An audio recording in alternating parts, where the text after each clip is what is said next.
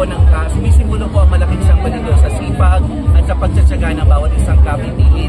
Dahil ito po ang pangunahing pinagkakakitaan ng aming mga kababayan para makapag-aral ang mga estudyante, para makapagtapos ang bawat isang individual na kabindiin. Kaya po, isa po sa parte ng kultura at kasaysayan ng aming bayan ang Sambalilo. Kaya po ngayon, it's a celebration, fusion, na pinagsama-sama po natin ang lokal na produkto, ang turismo, ang lokal na pamahalaan para i-celebrate ang ganda at hindi po ng bayan po ng Cavite. Gobson, yung suporta po dito sa bayan ng Cavite, ano po mga programang nakailira para dito?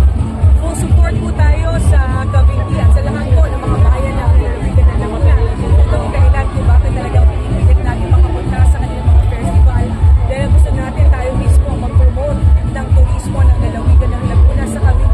Grabe na, ang daming tao pumunta dito sa ganda ng turismo ng Cavite. Kaya inaanyayahan po natin ating mga kababayan na tumayo na kayo dito sa Cavite. Thank you!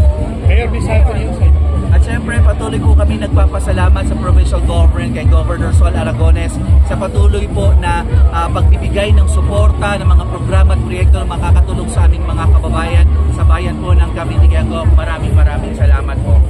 Thank you! Maraming salamat.